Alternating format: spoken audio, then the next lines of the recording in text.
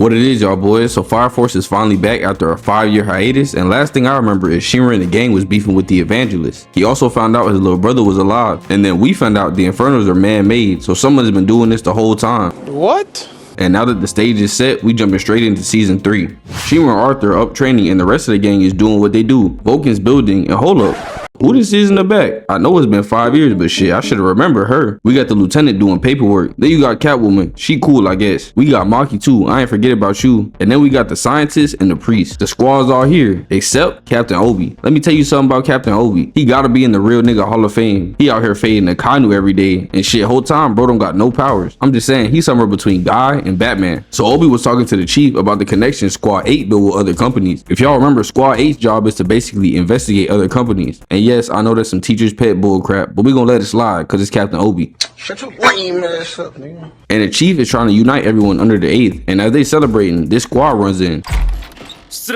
They look like soldiers from the church because the cross is on their hat, and they cuffing Obi without giving him a reason. We're not your little niggas. Obi accepts, and as he's walking out, he sees the white clad. Alright, hold on. I never got to speak on this design. Why did the artist think this would be the best design to have them look like this? Y'all know what other group this looks like? Matter of fact, I'm not even gonna say it. But anyways, we pan back and the alert going off, which got everyone on point. And we get a look at Burns, who bringing some of his squad with him to the church. So the priest starts going on about how we need to unite as one nation under God. Damn, Jay, you stole America whole flow. And while he doing the Pledge of Allegiance, he said something that made everyone look in fear, even Burns. The priest brought the freaking Evangelist, so he starts yapping.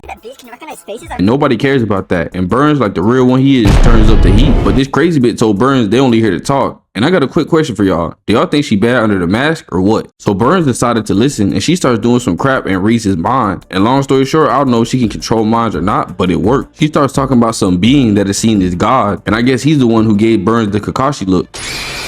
And we found out they want to turn the world into a sun because they believe it's the will of God. And after she says, prove your faith, and he just falls to his knees and decides to join her. So back at Squad 8, they found out they took the captain and the white clad and the army are both working together. So the right hand man says he's going to get him, and everyone joins because they decide they need to go get Obi back. How else would this shit run? So if you an anime veteran for real, you know what time it is. It's a retrieval arc. And while they talking, Shinra gets him the Adolla Link, and this Burns talking about he gonna give Obi that Zika virus and turn him into Inferno. So Shinra tells the gang, and they do the only thing some real niggas would do. They hop in the V and they sliding off. So we finally get a look at Obi, and Cuz doing his best Yujiro impression. He just flexing his back on the guard. Why they put so much emphasis on this man back? This shit damn near look 3D. And while that's going on, the media done canceled, bro. They accusing him of kidnapping Shinra, and these dumbasses talking about, I can't believe he kidnapped someone with the holy flame. What does this world come to? Shut your stupid. Yeah, dumbass, it wouldn't happen. Explain to me how the man with no powers can capture the man with powers. That's like me saying a civilian had Omni-Man locked up. Yeah, alright. But anyways, Benimaru got word of what was going on and he's pissed. Bro was walking right past the citizens without saying a word. And look at this man's face. Like, no bro, he don't want to talk to you. Anyone would get tired of all that meat munching sooner or later. And we get to see what the ops doing. They lurking around looking for where everyone went. And the guys ducked off. They doing all this yapping trying to figure out where to go. And the scientist says, I know somebody who can help us. And the Joker pops out. I'm not gonna lie, I rock with bro. He only pops up when his hands to be thrown. Whatever he's smoking all the time be leading him straight to the fade. Like the gas be leading your big ass to DoorDash. So basically, since Squad 8 is outlaws, Joker gonna help these boys duck the cops. And as Joker telling them he can help them, we get this scene of light and dark. My problem is, why is the dark side leading into the sewer? Man, hell nah. I would have said, you know what? I think I'm gonna just go home and let the white clad do what they gonna do. But you know what they did? They went in the sewer and Arthur got some cheeks in his face off the rip. But they talking about, how can y'all breathe in this nasty ass sewer? This shit smell worse than Davy Jones' locker. So they head into the base and they discussing how they gonna get Captain Obi out. And it looks like Joker already got the drop. I'm telling you, this man is a fade scouter. He telling them they holding bro in the one place where all heinous criminals go, Fuchu prison. And we see Burns' whole ass, and bro basically switched up because out of nowhere he seen the vision of the god in their world. And he thinks he knows what that god wants. And if you ask me, I just think he got brainwashed, but we gonna keep it pushing. And she asking him questions while reading his mind, and I don't even know how this lady's powers work. So they bring up turning Obi into an infernal again. And while that's going on, Shinra and the guys about to pull up on smoke. I guess they made a plan, and the first two riding out is Shinra and Joker. The rest of the game pulling up later, and Joker asks Shinra if he think he can save Captain Obi. And Shinra like, gang, I've been in that gym. I can box you and Burns if I want to. Not Benimaru though, you know he be on that Gojo shit. But then they get to the place and Shinra makes a bang because he Mr. Shake the Room. And Burns talking about, oh, these niggas really came for that fade. So Shinra and Joker pull up after committing just a little arson, and they start running around looking for Obi. They get to this building and the top op pulls up. Burns with this KKK member in the back. So Shinra asks him, where's the captain? captain, and bro snaps and says, we about to smoke that Obi pack once he becomes an Infernal. And they got Obi in this precarious position. You got my dog chained up, his mouth covered, you got Burns posted up trying to aura form on his right, and then you got this elitist in the back. I know my dog having a bad day. So Shinra tired of the disrespect and he rushes Burns, but unfortunately he was not in that gym enough.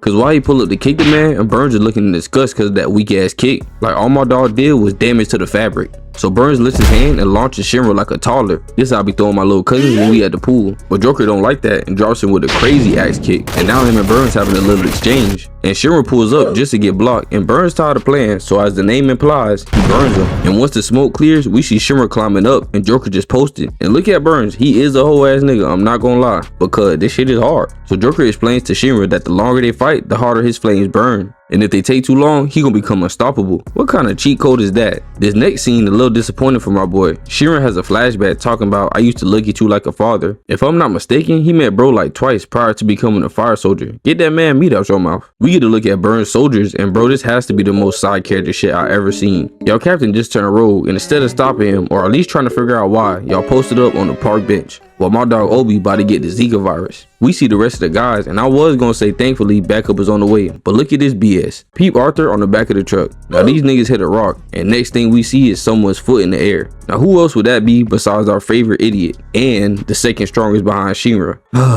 Well guys, it looks like it might be wraps for Obi. We see this group, and they watching Burns fight, and I don't know who this girl is. She need to mask up like the rest of them. But she telling her squad they finna stop the 8th, and they start walking out to meet them. And they finally show their faces.